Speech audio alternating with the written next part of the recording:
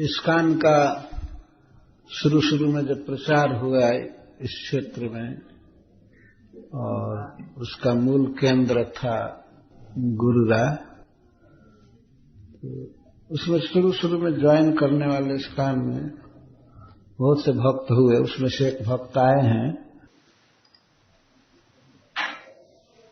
आप खड़े हो जाइए, दर्शन दीजिए। गोपी प्राण धनदास प्रारंभ से भक्त हैं, उनका हम स्वागत करते हैं कि वे इस कथा में आए।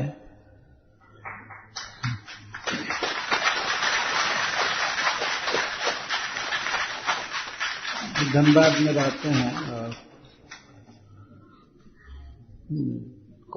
कोल इंडिया में सर्विस करते हैं। स्वयं कथा कहते हैं, गाते भी बहुत अच्छा है।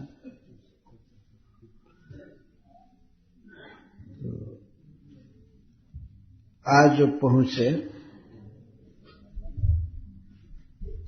जैसे इन भक्तों का कीर्तन भजन सब याद आता है, कितना मेहनत किया है शुरू में। 1975 से ही चालू करके, और 1975 से अब तक कितना वर्ष हुआ है? 31 वर्ष भक्त हैं, कीर्तन गाते हुए, नाचते हुए, इतना लंबा समय बीता है। तो इन भक्तों को धन्यवाद है, भगवान कृष्ण से संबंध किए हैं, प्रेम निभा रहे हैं। उस पर भी सूरत उनको डांट रहे थे, वो हिटलर शर्मा कहते थे, आप क्या करते हैं, क्यों नहीं छोड़ करके इधर आते हैं कथा सुनने।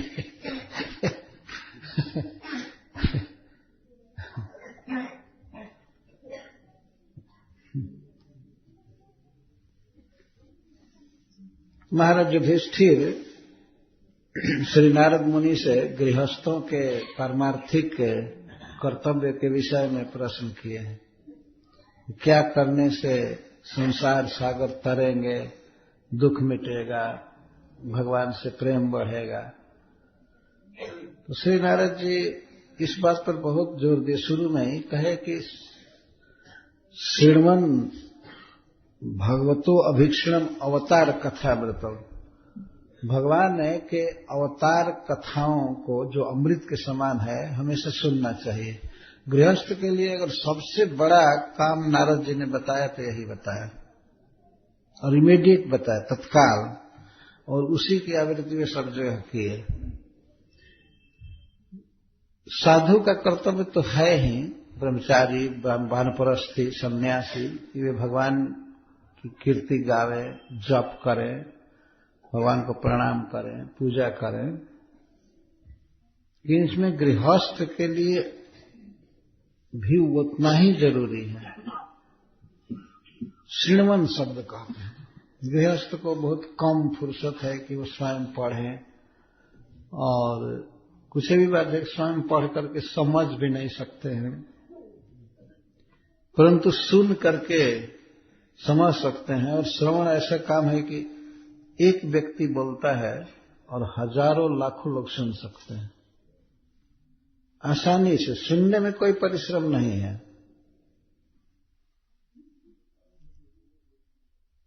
कीर्तन करने में, जप करने में तो परिश्रम लगता है कि है लोगों को। किसी को जप करने के लिए कहा जाता है तो लगता है पहाड़ चढ़ गया सिर पर, और करना नहीं चाहता। श्रवण करना सहज सुगम है। यदि हम लोग इतने लोगों को कहें कि आप जप कीजिए, कीर्तन कीजिए, तो नहीं करेंगे। लेकिन सुनने के लिए देखिए इकट्ठा हो गए। ये भारत की शैली है, भारतवर्ष की यही परंपरा है सुनने के। सुनने से जितना जल्दी ज्ञान होता है, भगवान का अनुभव होता है, उतना और क्रियाओं से नहीं होता है। विदेश की स्थिति दूसरी है, वहां पर इतने लोग कभी नहीं जुट सकते हैं। जुटते हैं तो वही स्पोर्ट्स में, कुछ खेल कूद होता है, बहुत बड़े बड़े स्टेडियम हैं उसमें जुटते हैं। और बहुत हेवी फीस दे करके जुटते हैं। हमने देखा एक जगह न्यू ऑरलियंस में, अमेरिका का एक नगर है, 50,000 आदमी के बैठने की जगह है, और किसी खेल में लोग जुटते थे। और मैं पूछा कि भर जाता है? हाँ, भर जाता है। और एक एक आदमी से $100 लिया जाता था। उस नॉनसेंस खेल को देखने के लिए लोग देते हैं। 4,500 एक दिन का खेल देखने के लिए देते। इस तरह से मानव समाज अपने जीवन को बर्बाद कर रहा है। परंतु अगर धार्मिक डिस्कोर्स, प्रवचन सुनने की बात हो जाए, तो यदि 500 आदमी जुट जाते हैं तो इसको बड़ी सफलता समझिए। वही मुरारी बापू जी जब इंडिया में कथा कहते हैं तो 50,000, 70,000, लाख आदमी जुट जाते हैं। लेकिन जब विदेश में जाते हैं, कथा कहते हैं, तो मैं भी उनकी कथा में गया हूं, तो मुश्किल से 2,000 आदमी, 1,500 आदमी रहते हैं खूब, और सारे गुजराती। इतना जोरदार वक्ता के, जिसका भारत में इतना लोग जुटते हैं, वहां ये संख्या है। हम भी कथा कहते हैं तो हजारों लोग जुट जाते हैं भारत में, कभी कभी 1,500, कभी कभी 2,000। बॉम्बे में 5,000 जुटते हैं। लेकिन विदेश में 125, 50, 125 आदमी, 50 आदमी खूब जुटते हैं तो 250, 300। लेकिन कहते क्या हैं लोग? हाँ, आज 600-700 आदमी जुटे थे। गिनते नहीं हैं, बिना गिने कह देते हैं। एक बार बॉम्बे में कथा हो रही थी शुरू में, मैं हॉल में गिन लिया, बड़े रूम में कथा हो रही थी, तो 297 आदमी बैठे थे। खच हॉल भरा हुआ लगता था, और बाहर लगभग 70-75 आदमी भरे थे। मान लीजिए 100 आदमी, तो सब मिला करके 400 आदमी थे कथा में। शुरू की बात जुहू की कह रहा हूं, 400 आदमी थे। तो जो व्यक्ति आयोजन किए थे मंदिर की तरफ से, तो वो हमसे कहते हैं कथा के बाद, महाराज आज 800-900 जनता जुटी थी कथा में, और मैं तो गिन लिया था। तो मैं कहा कि नहीं, 800-900 कहां जुटे थे, मैं गिना था, भीतर 297 थे, लगभग 300। और मैं कहा कि बाहर कितने होंगे? तो वो स्वयं कहते हैं कि बाहर 60-70 होंगे। तो मैं कहा अच्छा, तो मतलब 400। तो वो कहते हैं गिनने पर तो कम हो ही जाएंगे।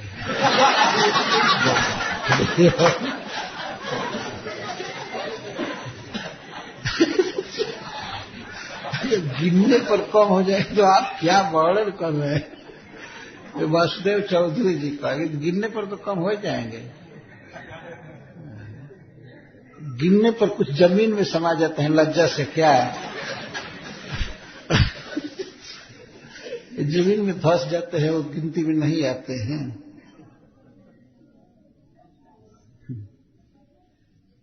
लेकिन पहले की ही परंपरा है हमारे भारतवर्ष में। 88,000 ऋषि नैमिषारण्य में कथा सुन रहे थे, और उसमें माइक शाइक की कोई जरूरत नहीं थी। पहले के लोग बोलते थे शुद्ध गोस्वामी आदि, मेघ के समान, मेघ गर्जन के समान भगवान बोलते थे, ऋषि लोग बोलते थे। आवाज बादल की तरह होती थी। बादल गरजता है आकाश में, कई किलोमीटर में सुनाई पड़ता है, तो कोई माइक लाउड स्पीकर लगाकर थोड़े गरजता है। बादल के गरजने से कितनी दूर आवाज जाती है, ऐसे लोगों की बोली थी। भगवान की कथा कहते थे। तो 88,000 इसी नैमिषारण्य में जुटते थे। एक बार एक भक्त भारतवर्ष में लगा कहने, इतने लोगों का अकोमोडेशन, भोजन कहां से हो रहा था? ये वास्तव में राजकीय व्यवस्था थी, वहां सरकार की व्यवस्था थी। महाराज जन्मेजय के राज्य काल में ये सब हुआ था। परीक्षित महाराज जो कथा सुने तो उसके लगभग 200 या 250 वर्ष के बाद ये कथा, नहीं ज्यादा बता रहा हूं, कुछ ही वर्ष के बाद ये कथा हुई थी। सूत गोस्वामी ने कहा था नैमिषारण्य में। तो सारी व्यवस्था सरकार करती थी। आज के युग में सरकार कुछ नहीं कर रही है भक्ति के लिए। ऐसे कुछ कर रही है आदमी के जीने के लिए, लेकिन भक्ति के विषय में कुछ नहीं। आप जो भी मानिए उस विषय में हम कुछ नहीं कहेंगे। यह देखिए, भगवान से प्रेम करने के लिए सरकार नहीं है। प्रभुपाद जी से एक बार पूछा गया अमेरिका में कि स्वामी जी, आप बार बार कहते हैं कि बहुत क्राइम है, क्राइम कैसे मिटाया जा सकता है? दुनिया से क्राइम, अपराध कैसे मिटाया जा सकता है? तो प्रभुपाद जी कहे कि केवल 2 काम से अपराध मिट जाएगा। क्या करने से? प्रभुपाद जी कहे, भगवान का प्रसाद बांटने से। भगवान को भोग लगा हुआ जब भोजन बांटा जाता है, प्रसाद, तो वो इंजेक्शन का काम करता है शुद्ध करने में। क्योंकि हमारा मन, हमारी बुद्धि क्राइम करने की या शुभ कर्म करने की कब होती है? जो हम जो चीज खाते हैं उसके कारण। भोजन से ही शरीर बना है, मन बना है, बुद्धि बनी है।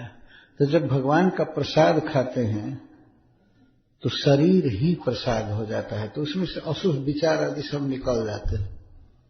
तो प्रभुपाद जी ने कहा कि प्रसाद बांटने से और भगवान का नाम लेने से, कीर्तन करने से। तो प्रभुपाद जी कहते हैं, सरकार को चाहिए कि जगह जगह कीर्तन की व्यवस्था करे और एक प्रसाद डिस्ट्रीब्यूशन का डिपार्ट होना चाहिए सरकार में, जो प्रसाद ह्यूज बृहद मात्रा में बना करके बांटा करे पूरे देश में। ऐसा डिपार्ट है तुम्हारे यहां? नहीं, दुनिया में किसी भी देश में डिपार्ट नहीं, प्रसाद बांटा जाए, कहीं नहीं। और न कीर्तन कराने की व्यवस्था है। और जनता स्वयं प्रसाद बनावे, बांटे और कीर्तन की व्यवस्था करे, कथा की व्यवस्था करे। सरकार इस विषय में कुछ नहीं करेगी। ये सरकार, तब क्राइम कैसे रुकेगा? तब तो चोर बदमाश सब पैदा होंगे ही। और वे भी जो सरकार में हैं और प्रसाद नहीं खाएंगे तो उनके अंदर दुर्विचार के अलावा और कुछ नहीं आएगा। वो अंडा खा करके और मांस खा करके कभी शुद्ध विचार आ सकता है? कोई भी व्यक्ति जरा देखे, उसमें हिंसक विचार आएगा, दूसरों को मारने का, दुख देने का विचार, चाहे मनुष्य हो चाहे पशु हो, उसमें हिंसक विचार आएगा। ये कुछ लोग प्रचार करते हैं, कहते हम धार्मिक हैं, धर्म का प्रचार करते हैं, तो वे क्या कहते हैं? मनुष्यों की सेवा करो, मनुष्यों की सेवा करो, पशुओं को खा जाओ क्योंकि उनमें सोल, आत्मा नहीं है, ऐसे कहते हैं। Animals have no soul. कहते हैं नहीं भाई, पशु को मत मारो, पशु का मांस मत खाओ। तो कहते हैं पशु में जीव नहीं है। बुद्धू कहेंगे, जीव का लक्षण तुम ही जानते हो। क्योंकि साधारण व्यक्ति भी समझ जाएगा कि जिस शरीर में कोई हलचल है, सुख दुख का प्रकाशन है, पशु भी रोता है, पक्षी भी रोता है दुख पड़ने पर, और सुख मिलने पर वो भी हर्षित होता है, नाचता है, है कि नहीं? पशु सुखी है, किसी को चाट रहा है या किसी से आग्रह कर रहा है कि तुम अपना हाथ सहलाओ, और उसको अगर कोई मारे तो दुख का अनुभव करता है कि नहीं? तो इतना पहचानने की शक्ति नहीं है कि पशु में भी जीव है, और वो मूर्ख आदमी, वो धूर्त ऐसे कहते हैं कि हम धर्म का प्रचार कर रहे हैं, धर्म का प्रचार कर रहे हैं, पशुओं को खा खा करके, और तुम धर्म का प्रचार कर रहे हो। जिस धर्म में दया नहीं है वो धर्म है ही नहीं। तो इस तरह की बातें लोग क्यों कर रहे हैं? क्यों क्राइम बढ़ रहा है? क्राइम का मतलब केवल चोरी बदमाशी ही नहीं हुआ, क्राइम का अर्थ है मांस खाना। जो मांस खा रहा है वो खुद क्रिमिनल है, उसे दंड मिलना चाहिए। वास्तव में ये पहले के राजर्षियों का नियम था। यहां तक कि हमारे इसी देश में जब एम्परर बादशाह अकबर था, उसने पूरे राज्य में हुकूमत लगा दिया था कि गोवध नहीं होगा। उसके राज्य में गोवध नहीं होता था। लेकिन अब देख ही रहे चारों तो पशुधन समाप्त हो गया लगभग। पशुओं पर इकोनॉमिक्स डेवलप करते हैं, आर्थिक व्यवस्था निर्भर है भारत की, लेकिन पशु नहीं रहे, बैल नहीं रहा, ये नहीं रहा, वो नहीं रहा, ये नहीं रहा, सब खा गए दुनिया में। कसाई लोग काटते हैं और व्यापार करते हैं, अरब कंट्री में इधर उधर कंटेनर में भेजते हैं और मांस बेच करके तेल खरीदते हैं। गाय का मांस बेच करके और उधर से तेल मंगाते हैं। ये व्यापार चल रहा है। और फिर भी कितना पूज करते हैं लोग, हम सदाचारी हैं, हम महात्मा गांधी के रास्ते पर चल रहे हैं। इस तरह से निर्दय लोग हो गए। कारण यही है कि लोग भगवान का प्रसाद नहीं खाते हैं। भगवान का प्रसाद खाने पर चित्त बदल जाता है, दया आती है, सदाचार जीवन में आता है। तो भगवान का प्रसाद खाना आवश्यक है। यह कोई प्रार्थना नहीं होनी चाहिए। वास्तव में देश में सीधा नियम बनाना चाहिए, कोई मांस नहीं खा सकता। कुछ लोग कहते हैं क्षत्रियों के लिए मांस जरूरी है और सेना के जवानों के लिए मांस जरूरी है। अच्छा ठीक है, ये मान भी लिया जब सेना के जवानों के लिए मांस जरूरी है, तो तुम क्या सैनिक हो क्या? उसके लिए जरूरी है ना, कि तुम्हारे लिए जरूरी है? नहीं, पूछा जा सकता है ना भाई, उसमें लड़ने का उत्साह आएगा, रजोगुण आएगा। ठीक है, अगर एक दूसरे से मान भी लिया जाए तो वह भी मांस खाने का आदेश जो है शास्त्रों में दूसरे तरफ से कि जाओ जंगल में बारह या मृग पकड़ लाओ, तो उसको पकड़ने में जो मिलिट्री होगा वो फुर्तीला बनेगा। क्षत्रियों को इसलिए ट्रेनिंग दिया जाता है। मांस खाने की कभी शास्त्र नहीं इजाजत देता है। तो इस प्रकार भगवान का प्रसाद खाने से और भगवान का नाम कीर्तन करने से व्यक्ति पुनीत हो जाता है, शुद्ध हो जाता है। तो प्रभुपाद जी ने कहा कि यह 1 महीने के अंदर क्राइम रुक जाएगा सारी दुनिया से, अगर केवल प्रसाद बांटा जाए और कीर्तन किया जाए। सीधा वो बातें छपी हुई हैं। तो पशु हत्या एक जघन्य पाप हो रहा है। कई बार किसी मनुष्य से पूछा जाता है कि संसार में इतना दुख बढ़ रहा है, ये हो रहा है, मनुष्यों की हत्या बढ़ रही है, देश देश में राष्ट्र राष्ट्र में युद्ध हो रहा है, नाहक युद्ध हो रहा है, कोई कारण नहीं है, कुछ कारण नहीं है युद्ध का। कारण इतना ही है कि तुम इस धर्म को मानते हो, हम इस धर्म को मानते हैं। इसीलिए जनता में धर्म के प्रति बिल्कुल घृणा हो गई है। धर्म से जितना बड़ा बड़ा युद्ध हुआ संसार में, उतना युद्ध दूसरे कारण से नहीं हुआ। हम इस धर्म को मानते हैं, इस धर्म को मानते हैं, लेकिन धर्म के 4 मूल नियम हैं, उनको माना जाए। कोई भी किसी भी कहे हम हिंदू हैं, हम मुसलमान हैं, हम क्रिश्चियन हैं, हम सिख हैं, लेकिन धर्म का सिद्धांत है ना, वो है सत्य, तप, दया। और सत्य और तप, शौच और दया, ये धर्म के 4 चरण। कोई धर्म माने, वो हिंदू हो चाहे मुस्लिम हो चाहे कोई हो, इन नियमों को मानना चाहिए। जहां वध है, जहां किसी को दुख दिया जा रहा है, और वहां पर कोई व्यक्ति कहे कि इसमें जीव नहीं है इसलिए इसको मारने में दोष नहीं, कैसे उसकी बात को सुना जा सकता है? एक बार की बात है, मैं भभुआ में उतरा था, कुदरा में, मुझे याद नहीं है।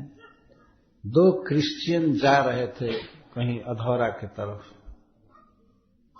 विदेश से आए थे, बातचीत होने लगी। हाँ, भभुआ में उतरा था, कुदरा आना था, कुदरा आना था। कुदरा से उनको अधौरा नहीं, चेनारी की तरफ जाना था। तो बातचीत होने लगी। तो मैं किताब लिया था प्रभुपाद जी का, 5वां स्कंद भागवत, तो उसमें ये बताया गया था कि पशु को मारने वाला इस नरक में जाता है, इस नरक में जाता है, इस नरक में जाता है। एक बैठा था मेरे पास, बात होने लगी इंग्लिश में। वो पूछा ये क्या है? तो मैं कहा कि ये दिखाया गया है कि जो पशु का वध करता है उसको नरक में जमराज के दूत किस प्रकार काटते। तो कहता है लेकिन पशु में तो सोल नहीं होता है। वो बात करने लगा, तो मैं बहस किया, क्यों कहते हो कि पशु में सोल नहीं है? कि क्या सोल का लक्षण है, जीव का लक्षण क्या है ये बताओ, और उस लक्षण का क्या अभाव है इसमें?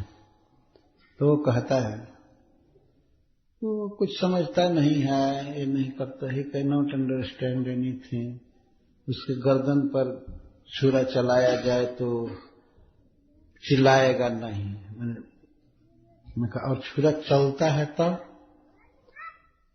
तो देख करके कि छुरा हमारे सामने आया तो वो भागेगा नहीं छुरा देख करके, और पुकारेगा नहीं किसी को। इसे माना जाता है इसमें सोल नहीं है। तो मैंने उदाहरण दिया, यदि छोटा सा तुम्हारा बच्चा है और तुम उसको चाकू दिखाओ तो वो तो समझेगा भी नहीं कि क्या चाकू होता है, क्या होता है। इसलिए मान लोगे कि तुम्हारे बच्चे के हृदय में, शरीर में सोल नहीं है, ये मान लोगे? बच्चा तो कुछ भी नहीं समझता है। बच्चा को तो लेकर के कोई कुआं में पटक दे, तभी नहीं, पटकने से पहले नहीं कहेगा कि अरे मान मुझे मत पटको मत पटको, तो इसलिए मान लिया जाएगा। तो वो निरुत्तर हो गया। लेकिन कहता है, फिर कहता है हमारे धर्म में ऐसा माना गया है कि पशुओं में जीव नहीं होता है। तुम्हारे धर्म को धिक्कार है। धर्म है गाय खा करके और तुम कहते हो कि हम धर्म का प्रचार कर रहे हैं। या बकरा हो, भैंस हो, कुछ भी हो। हिंदू लोग भी बहुत मांस खाते हैं। आजकल मांस खाने की परंपरा बहुत बढ़ती जा रही है। हम लोग ट्रेन में देखते हैं, वायुयान में देखते हैं, जहां मान लीजिए इंडियन ज्यादा है सब कुछ, तो वह चलता है ना वेज, नॉन वेज, तो ज्यादा नॉन वेज खाने वाले,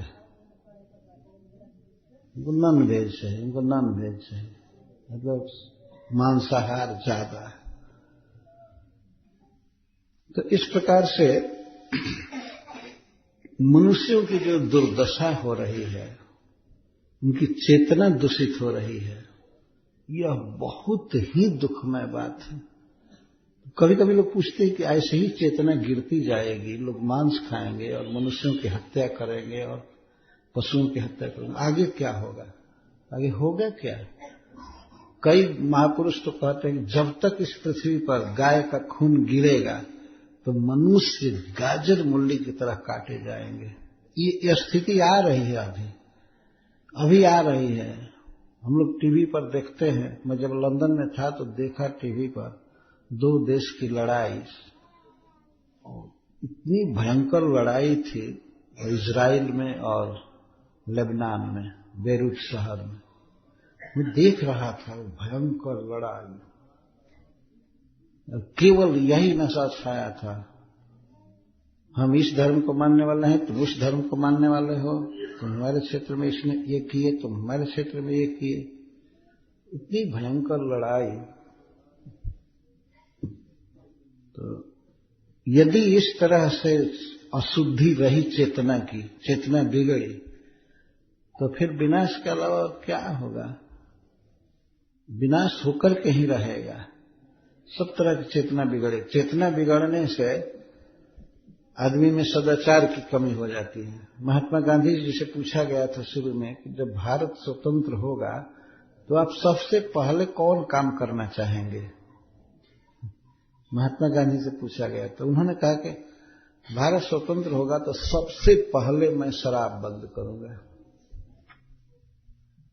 कहा इसको पूछने पर क्यों, तो महात्मा जी ने कहा था कि इससे मनुष्यों के मति भ्रष्ट हो जाती है, उसके जीवन में दुराचार फैलता है, अर्थ की हानि तो होती ही है, कई प्रकार के दुर्विचार आते हैं। आज भी सरकार कम से कम ड्राइवरों को मना करती है। जहां तहां लिखा जाता है रोड पर, don't mix driving and drinking. ये ड्राइविंग और ड्रिंकिंग को मिक्स मत करो, एक साथ मत करो।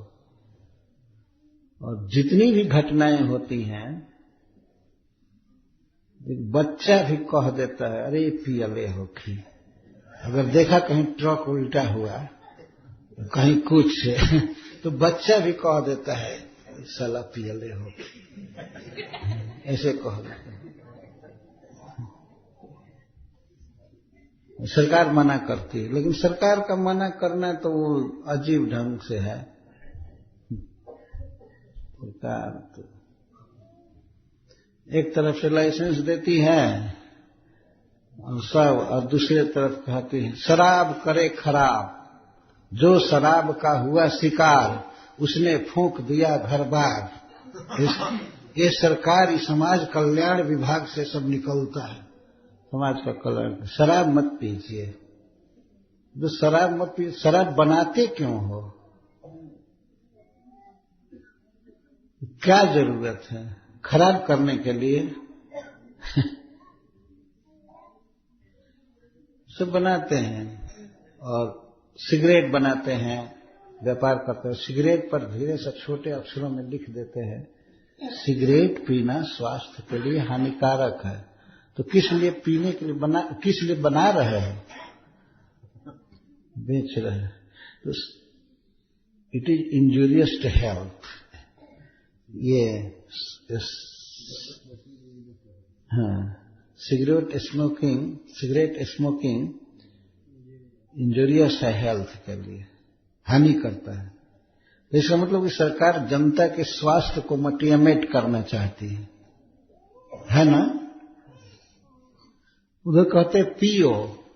सिगरेट का एडवर्टाइजमेंट आप लोगों ने बड़े बड़े शहरों में देखा होगा। हम ये दे रहे हैं आपको सस्ते दामों में, बहुत मस्ती आएगी, और नीचे लिखते हैं सिगरेट पीना स्वास्थ्य के लिए हानिकारक।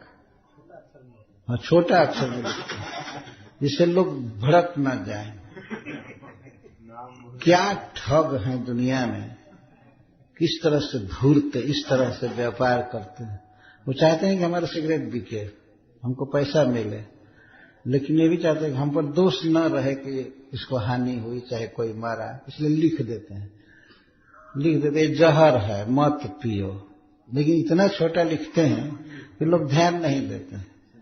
और लोग इतना बुद्धू हैं, बेवकूफ हैं, कुछ मोटा भी लिखो तब भी पी जाते हैं।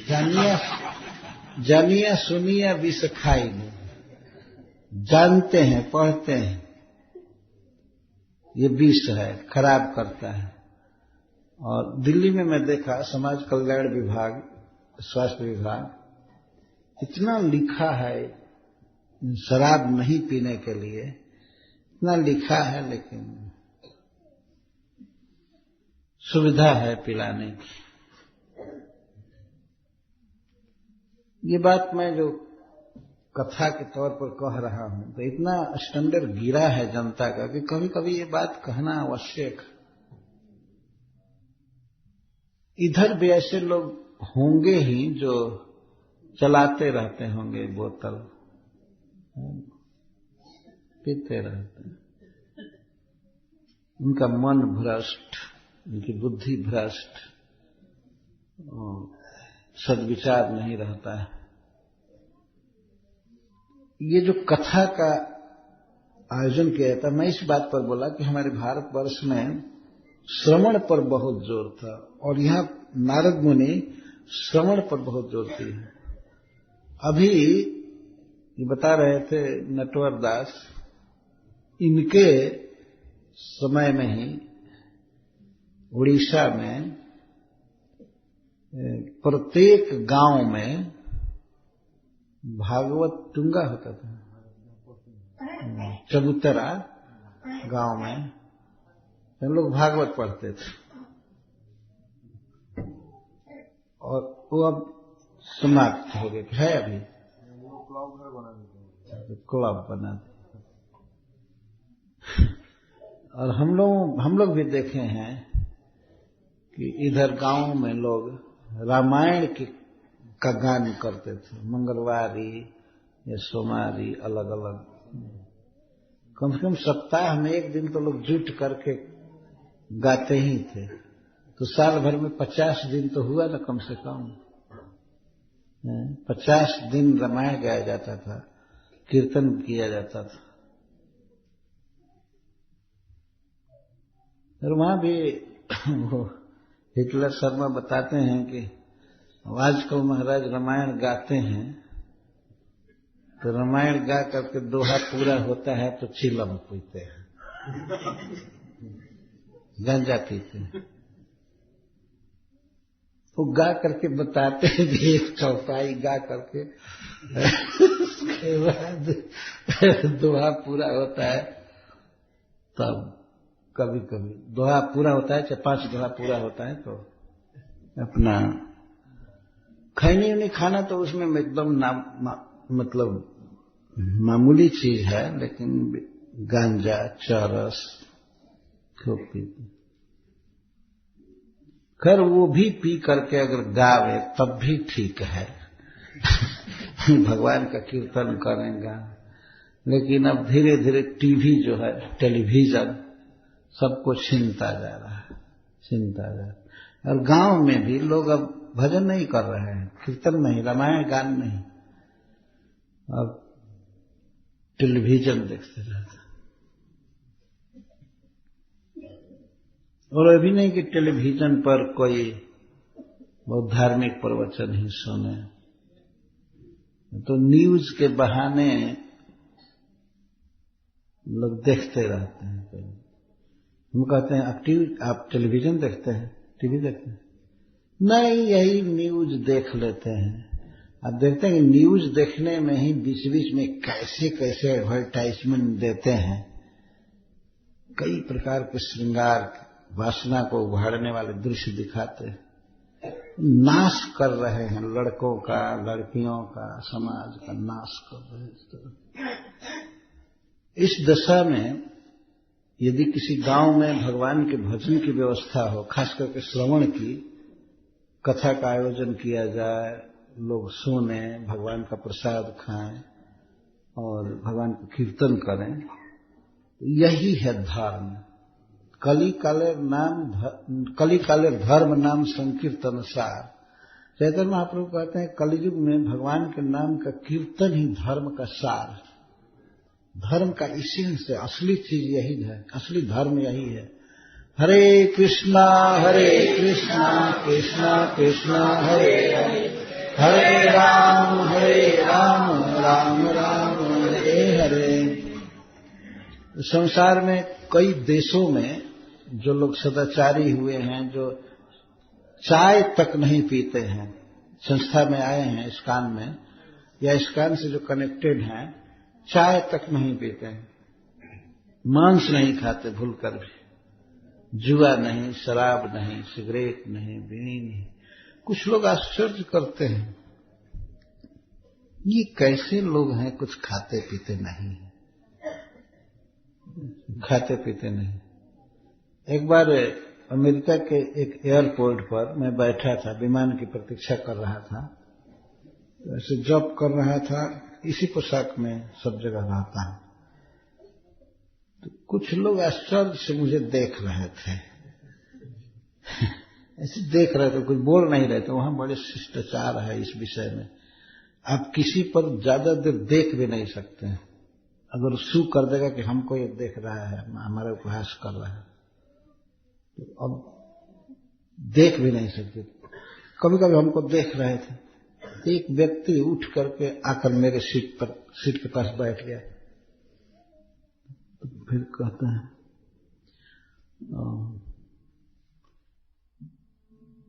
वो पूछा इंग्लिश में कि आप किस इंस्टीट्यूशन में हैं, किस संस्थान के हैं। तो मैं कहा इस्कान। तो नहीं समझा इस्कान कहने पर। तो मैं जप रहा था हरे कृष्ण कह करके कि मैं इस्कान का हूं, हरे कृष्ण हरे कृष्ण। तो कहता है यू आर हरे कृष्ण। तो मैं कहा यस हरे कृष्ण। तो हरे कृष्ण समझ गया, क्योंकि दुनिया में प्रचार है हरे कृष्ण, तो इसलिए हरे कृष्ण। तो कहा कि ये हरे कृष्ण के जो सदस्य हैं, सुना कि बहुत नहाते हैं तो स्नान बहुत करते हैं। तो फिर मैं कहा कि हाँ। तो फिर कहता है तो इतना शरीर को पानी में भिगोने से क्या फायदा है, बार बार शरीर पर पानी डालना, नहाना, जब वो ठंडा देश है। तो वही वहां स्नान करने वाले तो सप्ताह में एक दिन कर लिए, यही काफी है। और वहां की तो बात छोड़िए, यहां ही भारतवर्ष में कुछ लोग हैं, एक बार शुक्रवार को नहाए तो दूसरे शुक्रवार को, जुमा से जुमा, बस एक जुमा को नहा लिए, दूसरे जुमा को नहा लेंगे। और वह अभी बंडी स्नान, आधा इधर से उधर से, नहाना तक नहीं जानते हैं लोग। और आश्चर्य करते हैं कि हरे कृष्ण वाले बहुत नहाते हैं। तो वो कहा कि ये हरे कृष्ण वाले बहुत इस विषय में फेमस है, ये प्रसिद्धि है कि वो लोग बहुत नहाते हैं। तो हमसे पूछा क्या ये सही है, तो मैं कहा ये सही है। तो एक बार स्नान करना भी उनके लिए बहुत स्नान था, कि जो महीने में या सप्ताह में एक बार नहा लेता है, तो रोज नहाना उसके लिए आश्चर्य की बात है। तो नहाते नहीं हैं। हमने देखा कई लोगों को उठ करके जूता पहने हुए शौचालय जाते हैं, और शौचालय में अखबार रखा रहता है, वो न्यूज़पेपर, जब शौच हो रहे हैं पढ़ रहे हैं मैं तो जो शौचालय में अखबार देखा तो मैं बहुत खुश हुआ। मैं कहा इस न्यूज़पेपर को टट्टी घर में ही पढ़ना चाहिए मैं कहा ठीक कर रहे हैं। और सभी घरों में जो भक्त लोग हैं उनके घर में भी अगर अखबार है तो शौचालय में रखा रहता है। और जूता पहन करके जाते हैं, और शौच होने के बाद तो मुख धोने का, कुल्ला करने का तो कोई प्रश्न ही नहीं है, इतना गंदा। पानी का प्रयोग बिल्कुल नहीं करते हैं, वो टिश्यू पेपर से सारी शुद्धि कर लेते हैं पानी का कोई प्रयोग नहीं। तो मैं तो हैरान हो गया जब गया एक भक्त के घर में, तो देखा कि वहां टिश्यू रखा हुआ है। हम लोग तो गांव के आदमी हैं, हम लोगों को पानी न मिले तो ऐसे ही जीव उबेगा, हूल आएगी, उल्टी हो जाएगी वास्तव में। तो हम गए, इसके बाद हमने कहा हमको एक बोतल में पानी दीजिए तो वो समझ गए, ठीक है ठीक है ठीक है। तो सबसे पहले मैं तो किसी घर में जाता हूं तो सबसे पहले मैं पानी मांगता हूं, ये शौच के बाद अंग धोने के लिए पानी चाहिए।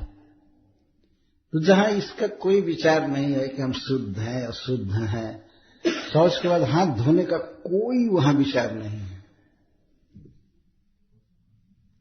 बहस करने पर कहता है अरे हाथ गंदा है, नहीं हाथ में नहीं लगता है, वो क्या है ऐसे ऐसे करते हैं। इस प्रकार के विचार तो कोई शुद्धि नहीं है। और अब उनके चेला, अंग्रेजों के चेला भारतवर्ष में भी बढ़ गए, सब जगह अब बड़े बड़े होटलों में यही सब होने लगा। अच्छा है पानी बचाते हैं, पानी कम खर्च करो।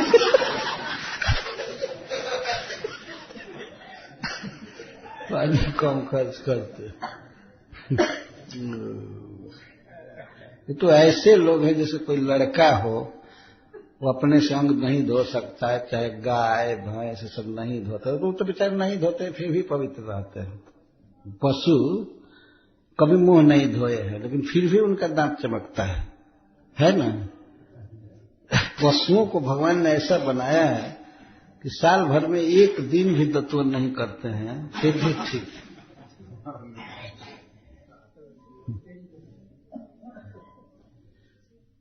तो ये मनुष्य पशु होने जा रहे हैं, खाने के बाद भी मुंह नहीं धोते हैं। मैं देख कर रहा हूं, खाते हैं पेपर से पोंछ लेते हैं और मुंह भी ऐसे पेपर से पोंछ करके चल देते हैं। और इसीलिए डेंटिस्ट की संख्या बढ़ रही है। दांत का डॉक्टर चाहिए, गली गली में दांत का डॉक्टर चल रहा है ना। अब इंडिया में भी बढ़ने लगा सब जगह, और इसको लोग अच्छा मानते हैं। क्या हाथ पैर धोना है, ये करना है, वो करना है, फ्रेश रहा है, इसको विकास मान रहे हैं। इसीलिए इतनी बीमारियां भी बढ़ रही हैं। भागवत के पुरंजन उपाख्यान में लिखा है कि चंडवेग के जो साथी हैं, पुलिस हैं, वो पहले पुरंजन नगर के सभी द्वार को घेर लेते हैं, द्वार को घेर लेते हैं पुरंजन को पकड़ने के लिए, मारने के लिए। तो उनको कहा गया है कि उसकी सेना में सब यवन रहते हैं। यवन शब्द का प्रयोग किया गया, यवन म्लेच्छ यही रहते हैं उसकी सेना में। काल वेग, चंड वेग मान मृत्यु काल। तो श्रील प्रभुपाद जी कहते हैं उसके परपोर्ट में, सभी गेट को घेर लेते हैं। तो प्रभुपाद जी कहते हैं कि मनुष्य के शरीर में ये जो छिद्र हैं 9, मुंह है और कान है, नाक है, नीचे के 2 अंग हैं, तो जो इनको साफ नहीं रखता है तो वहां से रोग उत्पन्न होते हैं। यही बहुत से जवन और म्लेच्छ हैं। तो प्रभुपाद जी वहां प्रपोर्ट में लिखते हैं कि सचमुच के म्लेच्छ और जवन गंदा रहते हैं, वहां प्रपोर्ट में लिख रहे हैं। तो रोग कहां से चलता है? रोग तो पेट वगैरह से चलता ही है, लेकिन शरीर के छिद्रों से भी चलता है रोग। इसीलिए इनको साफ रखना चाहिए, बिल्कुल साफ रखना चाहिए। कान की गंदगी को निकालना, दांत की गंदगी को निकालना, नाक के और पेट को साफ रखना, तो व्यक्ति का जीवन लंबा होता है, आयु लंबी होती है। तो जो भी हो, ये क्राइम पर बात चली थी।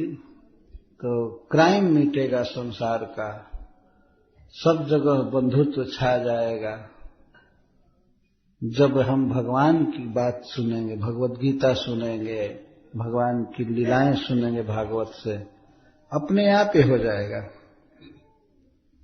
आजकल संसार में कुछ ऐसे विचारक हैं जो चिंता में पड़ गए हैं कि क्या होगा मनुष्यों का, इतना द्वेष बढ़ रहा है, इतना ये बढ़ रहा है, ये से बढ़ रहा है, राष्ट्रीयता की भावना, जातीयता की भावना बढ़ रही है चारों तरफ। जो जिस देश में है वहां इतनी राष्ट्रीयता की भावना है कि वो दूसरे राष्ट्र का नाम तक नहीं सुनना चाहता है। इसको खत्म करो, इसको खत्म करो, इसको खत्म करो। तो ये सब मन की गंदगी है, ये बढ़ रहा है। कुछ लोग बहुत चिंतित हैं कि कैसे मिटेगा क्राइम, कैसे लोग शुद्ध होंगे।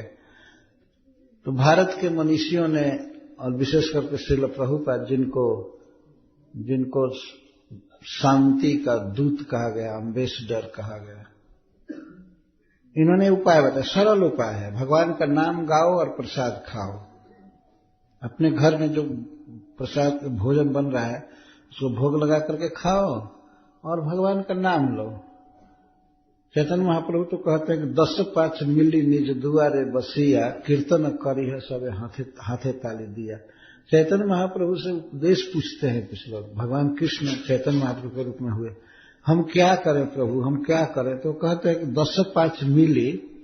10-5 मील करके निज दुआरे बसिया, अपने दरवाजे पर, अपने घर पर ही बैठ करके, और कीर्तन करी है सबे हाथे ताली दिया।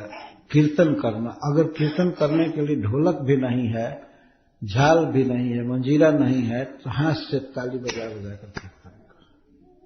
कीर्तन करी है सबे हाथे ताली दिया। हाथे ताली दिया, ये ताली बजाने से ब्लड प्रेशर आदि रोग भी दूर होता है, ये रामदेव स्वामी का। तो कीर्तन में तो अपने आप ही ताली बजाते हैं। यह एक व्यायाम भी है। और जो भक्त कीर्तन में उछलेगा, कूदेगा, उसको डायबिटीज और ब्लड प्रेशर बहुत घृणा से देखेंगे, भाग जाएंगे, उसको पसंद नहीं करेंगे। ये तो अब नाचने लगा कीर्तन में, इसके पास चलो, अब हटो, गुजारा नहीं होगा। उस आलसी के पास चलो जो नाचता नहीं है, गाता नहीं है, व्यायाम नहीं करता है, उसको घेरो। ये रोग है, ऐसे व्यक्ति को घेरते हैं।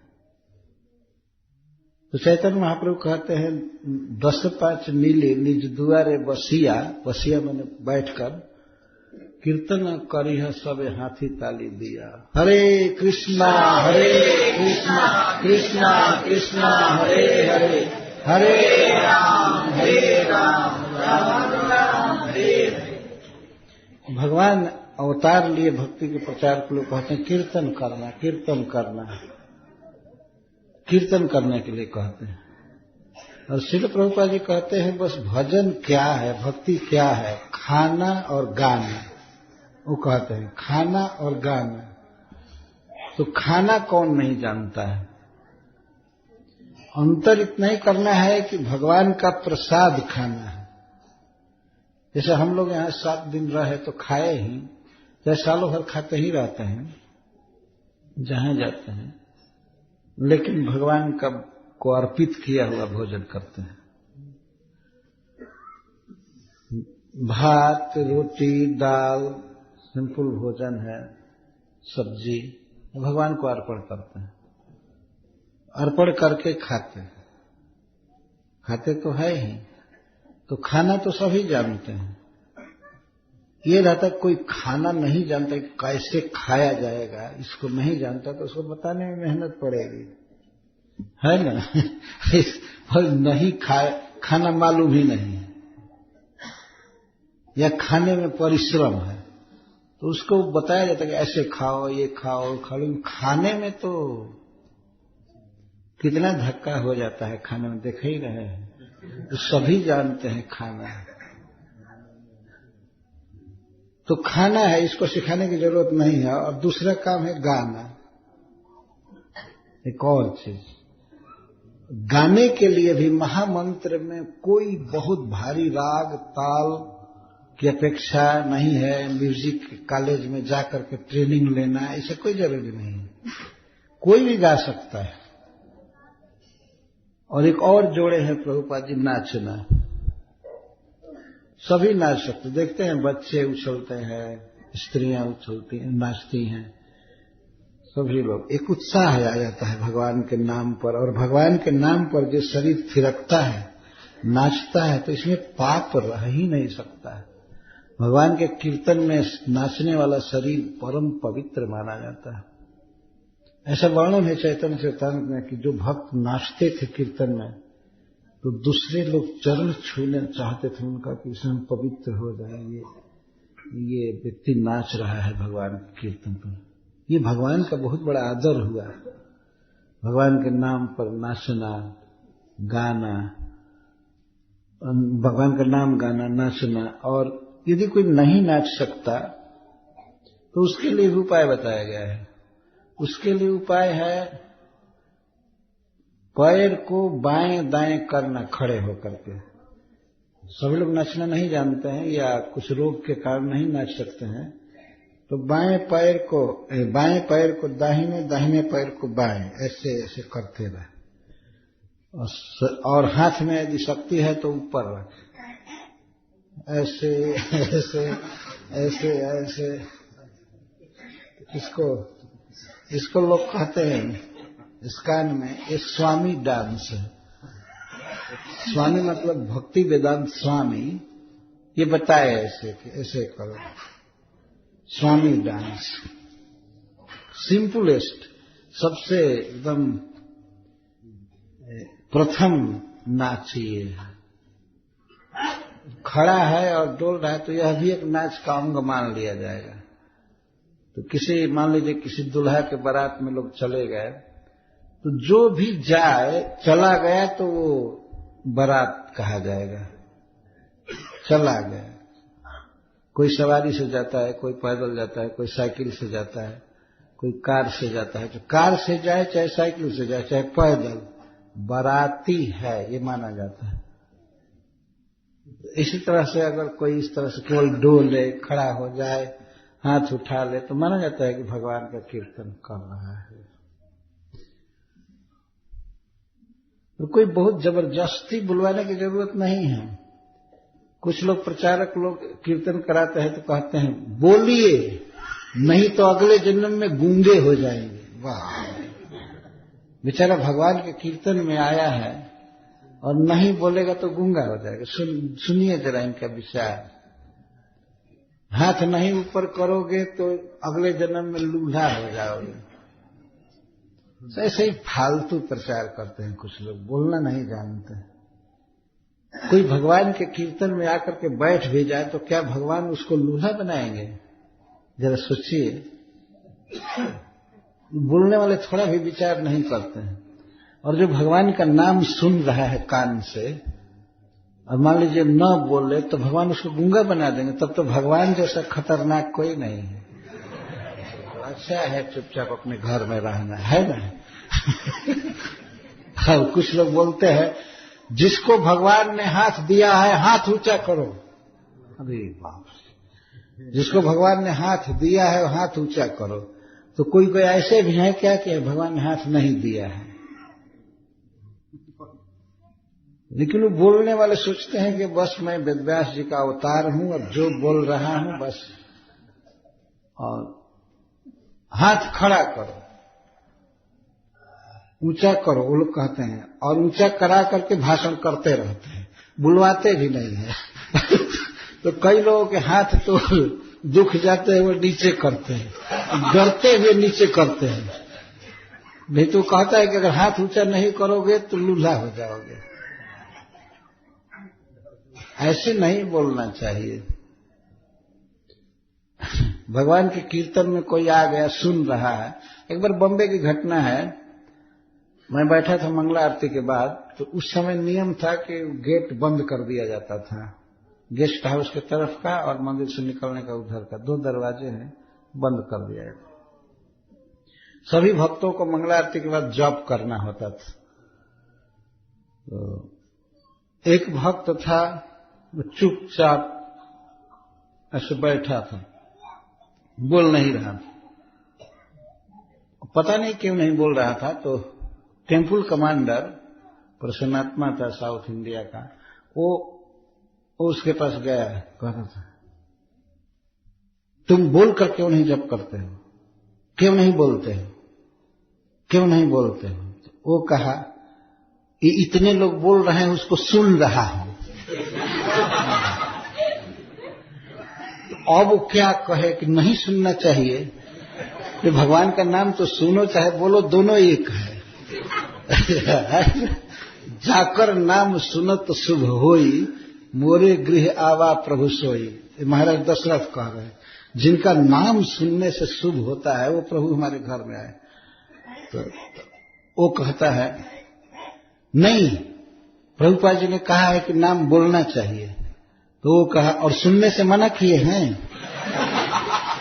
सुनने से मना किए हैं क्या? अब दोनों में हुआ झगड़ा। तो वो प्रश्नात्मा मेरे पास आया, मेरा गुरु भाई था। राधा गोविंद इसको समझाओ, ये बोलकर जप नहीं कर रहा है। तो कहा कि महाराज मैं सुन रहा था, सब ये लोग जप कर रहे हैं तो उसको सुन रहा है। तो मैं कह दिया ठीक है, सुन रहा है ना, सुनने दो, क्यों फोर्स करते हो बोलने का? सुनना बोलने से कम नहीं है। अगर सुन रहा, रियली सुन रहा है तो ठीक है, लेकिन इसका मतलब ये नहीं है कि चुपचाप रहना चाहिए। बोल करके जप करे और सुने भी तो दोनों परम श्रेष्ठ है। हरे कृष्णा कृष्णा कृष्णा हरे हरे, हरे राम राम राम हरे हरे। ऐसे बोलना एक श्रेष्ठ बात इसलिए है कि जिह्वा भी इंगेज्ड है, वाणी भी लग रही है, और शरीर कान भी। कान से सुनना ये तन से भजन हुआ, और जिह्वा से बोलना ये वचन से भजन हुआ, और मन में याद करना मन से भजन हुआ। मन, वचन और तन तीनों लगना चाहिए भगवान की सेवा में, भगवान के नाम उच्चारण में। ये ठीक है। कुछ लोग आलसी होते हैं जो बोलते नहीं हैं, चुपचाप माला पकड़ करके बैठते हैं। ये तो कोई जप नहीं है। माला पकड़ लेने से ही जप नहीं हो जाता है। ऐसा नहीं कि माला पकड़े ऑटोमेटिक 16 माला हो गया। उसको बोलना चाहिए, हरे कृष्णा कृष्णा कृष्णा हरे हरे, हरे राम राम राम हरे हरे। आलस से बस नहीं बोलते हैं, किसी काम को बहुत आसान चाहते हैं, हमको बोलना न पड़े, हमको ये बस माला लेकर बैठ गए। ये जप नहीं है।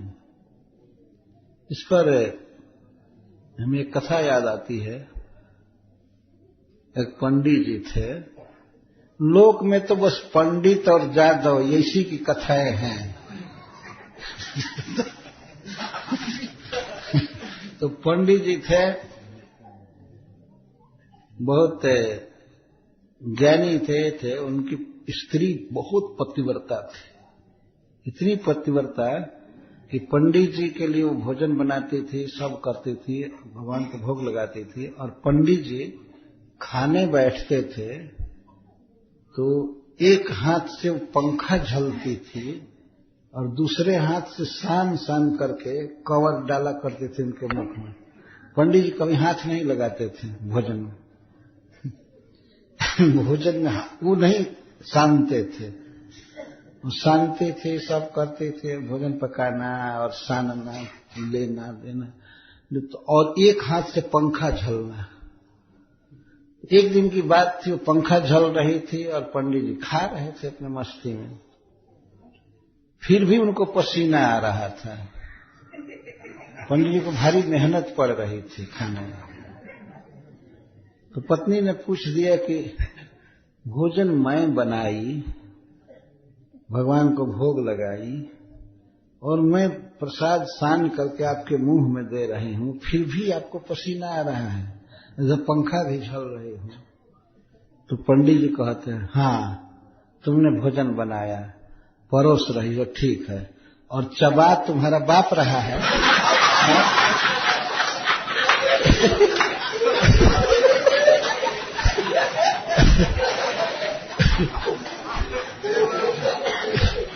क्या चबाने में मेहनत नहीं है क्या?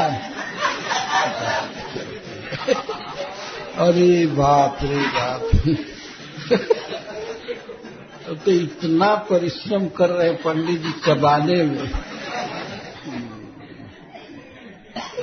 ऐसे नहीं होना चाहिए। मुख में कवर डाला जा रहा है फिर भी चबाने में मेहनत पड़ रहा है, तो उचित था कि वो स्वयं साने, है ना?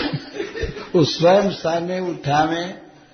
उचित तो ये था कि स्वयं भोजन भी बनावे, लेकिन मान लीजिए इतना नहीं हुआ तो कम से कम अपना सान कर खाना चाहिए। तो पत्नी पंखा भी झल रही है और भोजन भी मुंह में दे रहे, फिर भी कहते हैं कि चबाने में बहुत मेहनत है। चबाने में मेहनत, ऐसा नहीं होना चाहिए। काम करना चाहिए। भगवान का नाम लेना है तो बोल बोल करके लेना चाहिए। हरे कृष्णा कृष्णा कृष्णा हरे हरे, हरे राम राम राम हरे हरे। तो सारी दुनिया में इस कान में आप जाएंगे जहां भी, तो भक्त लोग बोल बोल करके जप करते हैं। शास्त्र यही कहता है, उच्चैः प्रशस्तम, नाम का उच्चारण करके जप करना यही प्रशस्त है, यही ठीक है। और वैसे मान लीजिए किसी का शरीर बहुत कमजोर है, बेचारा नहीं जोर से बोल सकता, तो धीरे धीरे बोलता है, ठीक है। और कोई नहीं भी बोलता है, चुपचाप माला पकड़ा है, फिर भी उसको फोर्स नहीं करना चाहिए कि बोलो बोलो बोलो, ठीक है। हाँ, कम से कम ओठ हिलना चाहिए, उपांशु जप करे। हरे कृष्ण कृष्ण कृष्ण हरे हरे, राम राम। उपांशु माने ये भी हरे कृष्ण कृष्ण। अगर ओठ हिल रहा है तब ठीक है, कोई बात नहीं। बहुत आवाज नहीं, वॉल्यूम अपना कम किया है तो ठीक है। तो इस तरह से भजन की वास्तव में सुविधा है, प्रोत्साहित किया जाता है जनता को। लोग समझते हैं कि भजन करना एक कठिन काम है।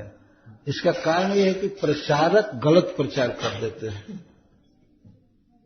किसी ने माला लिया तो कहते हैं, देखो अगर बीच में माला छोड़ दिया तो तुम पर बहुत पाप लगेगा। मैं कुछ नहीं पाप लगेगा। तो उसने अगर 2-4 माला जप किया, 2-4 दिन भी किया तो बहुत बड़ा काम किया ना।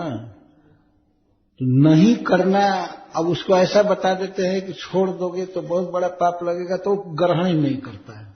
अरे बाप रे बाप, इतना खतरा कौन है। तो अब हम चालू ही नहीं करेंगे। प्रचार करने वाले गलत बताते हैं। भगवान का नाम तो ऐसा है कि भाव कुभाव अनखया लसहु, नाम जपत मंगल दिशि दसहु। सब जगह मंगल है। अगर एक ही माला जप कर रहा है ठीक है, 2 माला कर रहा है, 16 माला कर रहा है, आज किया कल नहीं भी किया, कोई बात नहीं, लेकिन जपना मंगल है। तो जो इस बात को सुनेगा तो वो जपेगा ही। लेकिन कदाचित नहीं जपा तो कहने उठारी, तब तो बहुत भारी अपराध हो गया। तो कौन अपराध करे? नहीं जप करना है ठीक है, लोग समझते हैं, तो छोड़ दो, अपराध नहीं करें। बहुत सरल है भक्ति मार्ग। भगवान का नाम जैसे भी लेना चाहिए, कथा सुननी चाहिए, पढ़ना चाहिए, पढ़ने की फुर्सत हो, पढ़ने में समझ में आए तो पढ़ना चाहिए। कोई वैष्णव मिल जाए सुनाने वाला तो सुनना चाहिए, और सुनने वाला मिल जाए तो बोलना चाहिए। कोई किसी भी तरह से भजन कर सकते हैं।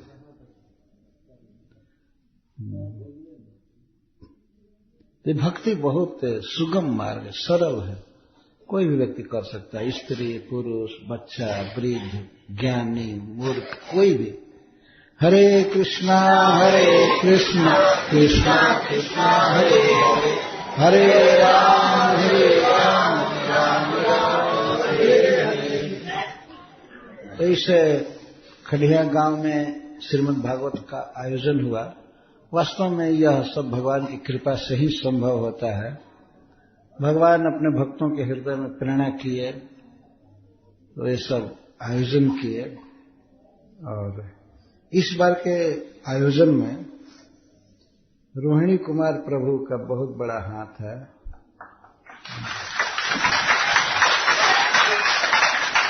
उनको हृदय से धन्यवाद करना चाहिए। मैं तो एक बार नहीं कर दिया था।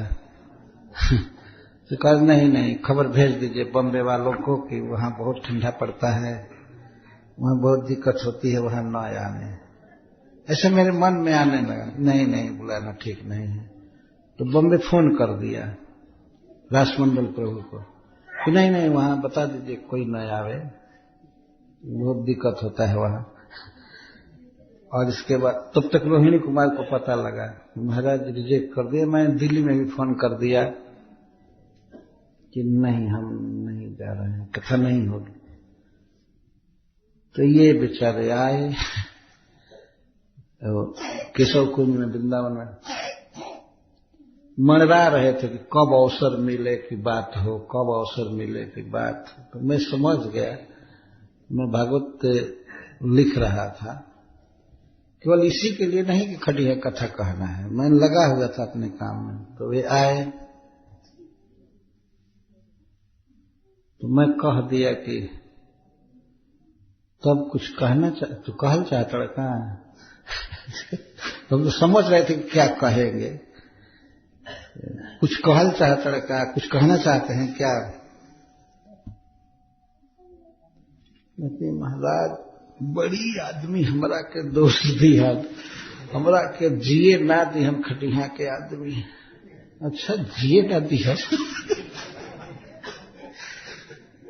मैंने गाड़ी दी हम कि तू ऐसे करके करा के या फिर ना करवले कथा। हम मीटिंग करके आयल बानी, नोएडा में मीटिंग भई रहे, के कब प्रसाद दी लिस्ट देखलन, लिस्ट बन गई बा, हई हो गई बा, हई हो गई बा, गौर कृष्ण तैयार बानम। तो ये ऐसे बोले कि नहीं इके जरूर करिए, ऐसे करिए। उनकी आंखों में आंसू आ गए। तो मैं कहा ठीक है ठीक है ठीक है, कथा होगी तो ये रोहिणी कुमार प्रभु का उद्योग है, उन्होंने उपाय किया, नहीं तो ये कथा काउंसिल थी नहीं होने वाली थी। तो भगवान इस तरह से प्रेरित किए, तो भगवान की कृपा से, कृष्ण की कृपा से ये कथा संभव हुई। और बहुत खुशी की बात है कि 7 दिन पूरा हो गया शांति के साथ। कहीं एक दिन के आयोजन में भी भय लगा रहता है कि कोई झगड़ा न हो जाए, कुछ न हो जाए। ऐसे खाने पीने में भी हो जाता है झगड़ा, कहीं हाथापाई हो जाती है, कुछ हो जाता है। नहीं हुआ, कुछ शांति से हुआ, बहुत अच्छा है, भगवान की कृपा है। और आप सबको बहुत धन्यवाद है जिन्होंने इस आयोजन को सफल बनाने में सहयोग किया, प्रसाद खिलाया, प्रकाश की व्यवस्था किया, और बहुत अच्छा लगा। मैं तो कथा के बाद पढ़ने में लग जाता था, मुझे बहुत कम अवसर मिलता था कि मैं लोगों से मिलूं, बातचीत करूं, क्योंकि मैं अपना मन कंसंट्रेटेड रखना चाहता था, एकाग्र। तो जिन भक्तों को नहीं मिला अवसर कि हम पर्सनल मिल पाए तो ये क्षमा करेंगे। भगवान कृष्ण के आधार पर हम सबका संबंध है, कृष्ण से प्रेम कीजिए, यही संबंध है। तो बहुत बहुत धन्यवाद सीतापति प्रभु को, गौर कृष्ण को, और भी बहुत से भक्त इसमें सहयोग किए हैं। और सुंदर गोविंद दास उनको तो आज गौर कृष्ण कह रहे थे, सुंदर गोविंद कुछ कहे, ऐसे कीजिए, ऐसे कीजिए, ऐसे कीजिए। कुछ प्रसाद लाए थे अमरपुर से भक्त, बाटी, अभी खा लीजिए, ले लीजिए महाराज, ठंडा हो जाएगा। कहे नहीं, पेट भरा हुआ है, अब नहीं खाए। तो कहते नहीं यही खा लीजिए, यही खा लीजिए। तो मैं कहा कि यही खाऊंगा, कितने लोग आएंगे, बुरा लगेगा, और हम बाद में खाएंगे, रख दीजिए। तो नहीं, हम बंद कर देते हैं, केवल कोई नहीं आएगा। तो गौर कृष्ण कहते हैं, अब तू लगौला अपन फिलॉसफी, तू जा करे कि नहीं जैसे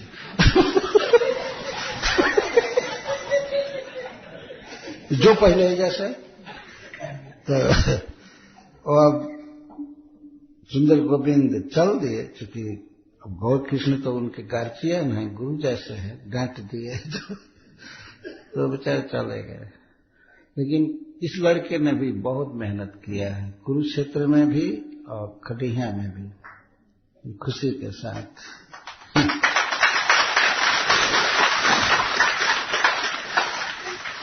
और भी अनेक भक्त लगे हैं, श्याम कृष्ण जो दिल्ली से आए हैं, यहाँ के भक्त है, रहते हैं पंजाबी बाग दिल्ली में। कई भक्त ने सहयोग किया है। भगवान कृष्ण सब पर अनुग्रह करें, जैसे जगपत्नियों पर किए। भगवान कितना प्रेम किए जगपत्नियों से, तो वे तो सबसे बड़े प्रशंसक हैं और सर्वांतरजामी भी है। सबको जानते हैं कौन क्या किया है, क्या। तो भगवान की प्रसन्नता सबको मिले और सबकी मति भगवान में लगी रहे, इसकी मैं कामना करता हूं और भगवान से प्रार्थना करता हूं कि ऐसा हो, मति भी लगी रहे और भगवान की कृपा बनी रहे। और इस गांव के लोगों ने जो बड़े उत्साह के साथ भाग लिया व्यवस्था में, तो उसका साक्षी मैं स्वयं हूं। मैं कई लोगों की बातों को सुना, वो कहते थे, महाराज हम 7 लोगों को तैयार किए हैं और 7 दिन और होना चाहिए। 7 दिन और